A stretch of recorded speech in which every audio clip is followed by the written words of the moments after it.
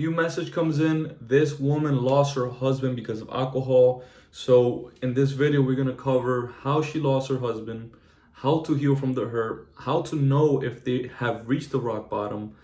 I'm gonna talk about 6 tips to overcome struggling with alcoholism. Right? What 6 steps you can take? We're gonna talk about how to understand how addiction happens and is it possible to actually reverse alcoholism. So that's everything we're going to cover. And for those that don't know me, I'm a holistic health coach certified in herbal medicine, and in this channel we specialize in helping people release unwanted weight and overcome alcohol addiction. So if those topics interest you, hit the like button, subscribe, and let's get started. So I'm going to go ahead and read the message that she sent in. Right? So it's been 2 weeks since, something else opened here. It's been 2 weeks since my alcoholic husband packed everything and left because I called him out on drinking. Ended up sleeping in his car for a week until I found him. Had to deal with insurance and needed him to find the car. And his mother ended up picking him up to go to her house. Friday, I get a call that he is in the emergency room. He fell backwards and cracked his head. I went into his my chart and his ethanol level was 398 out of 400 in comatose. I texted him if he had enough, if he had enough yet.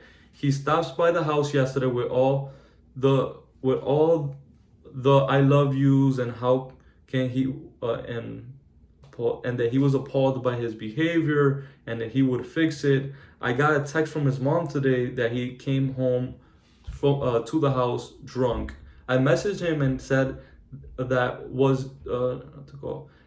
she messaged him and said that he was done and to not call him unless he was in a treatment and was sober. I got a nice F you back. So much time wasted hoping and praying for him to get help. Nothing is rock bottom. I tried to prepare to be alone, but I guess I was just trying to hide from the inevitable. But it found me. It's gutting. My soulmate is gone. This is no club I wanted to be a member of, but here I am in the company of amazing people, so on and so forth. And then she just wanted some tips on how to be able to deal with the situation. And so the first thing that I want to say is I feel for you. This is definitely gut-wrenching experience to see a loved one go down like that. So even though he is out, right, he might be out of your house, it still hurts, and the pain of seeing him out there suffering is still gonna be, like you said, gun-wrenching.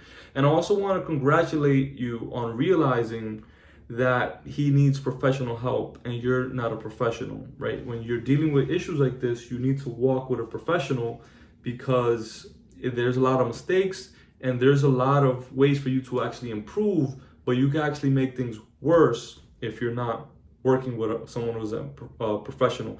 The next thing I want to say is that, especially with dealing with this situation, but in general, you want to focus on your own self-care. What can you do for your mental, spiritual, and physical well-being? How can you do to foster that? Do things like meditation, journaling, prayer, exercise. You won't write out a routine for you.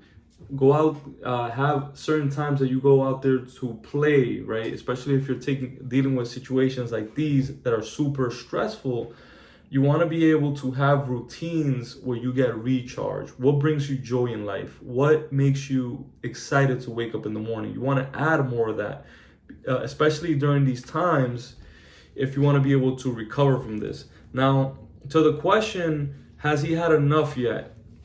Now, this is something that is not within his control. Once someone becomes an alcoholic, they have lost the power to say no. See, an alcoholic is someone that cannot say no to alcohol. If they can say no to alcohol, then they're not an alcoholic. And so what happens is that alcoholism is a learned behavior, and the more you engage in it, the more it gets reinforced through the endorphin system. So you drink, you get rewarded in your brain, and then your brain is trained to want to get more and more of it. And then it gets to the point where you lose control. And so it sounds like for him, he's at the point where he's lost control. He's struggling from alcohol use disorder. He's struggling from alcoholism. So it doesn't matter how many pep talks you give him, if you try to shame and guilt him, which is not effective, it ends up backfiring. It just is not going to work, right? So there has to be a strategy that is that could help. So I'm going to give you a couple of tips. Like I said, the first thing is that you have to realize that alcoholism is a learned behavior. I recommend you pick up a book called The Cure for Alcoholism. Is out there, I think it's called Peter Straka. Roy Straka, I'm mispronouncing it. But you might also want to watch the documentary. It's about an hour, called One Little Pill. It's gonna educate you on what is alcoholism, how it happens, understanding the addiction, and learning a solution, what is called the Sinclair method, that people are using to be able to overcome alcoholism. And so you want to learn that. You watch it first. Ideally, you want to watch it with him if that's a possibility. And then you want to educate yourself and you want to implement the Sinclair method. And so one thing you have to understand is that alcoholism is a disease, and it overtakes someone through their brain system. It's a powerful addiction that it takes people's lives. And so just like any other disease, you need a medicine, something that is going to help you overcome that over time. And so that is the issue with alcoholism, is that people shame alcoholics. They think that it's something that you can just easily turn off. Why can't you? It's so easy. Just don't drink anymore. Why do you keep doing to yourself?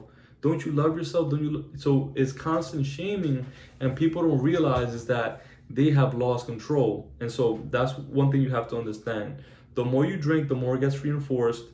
Also watch the film documentary One Little Pill, and you will learn about multiple people who have reversed alcoholism using the Sinclair method.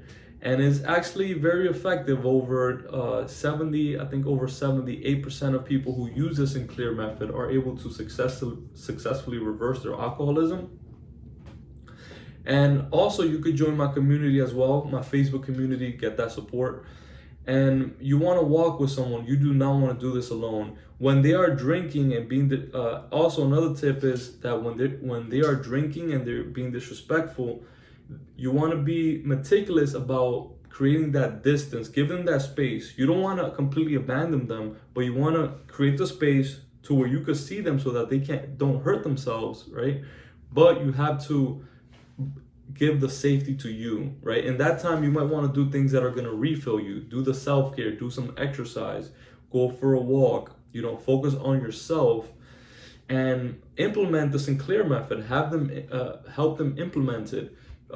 Just know that there's really not much that you can do aside from being there for yourself, having them understand, and maybe hold them accountable to the Sinclair method. Maybe help them keep track of how much they're drinking so that they can reduce it over time, because it is dangerous to quit cold turkey. People can die, they can get seizures, so on and so forth. So this is something that you want to reduce over time. Track it and reduce it. Implement whatever medicines you need to implement, and you're going to see that it's possible to beat this. I definitely believe in you. When they are drinking, okay, I covered that. Focus on yourself, and overall, just avoid arguments with them, because the more you argue, the more angry they're going to get, and the crazier you're going to get, right? So somebody said that arguing with a drunk person is like arguing with a demon, right? They're just gonna say all sorts of things to get on your nerves. They might do exactly the opposite of what you ask them to do, and so they're gonna try to make you feel like crap, right? And so the thing you have to understand is that you have to ignore them completely. Don't argue with them. Maybe you could listen to them a little bit, right? But don't argue with them, because they are gonna defeat you. They're gonna defeat you. So keep your distance. Don't even talk to them. You have nothing to say to them really, until they get back to their senses, right? And that's kind of some of the basics that is gonna help you stay sane in these situations and actually have them overcome it over time, right? And so, Daniel Paulino here. See you on the next one.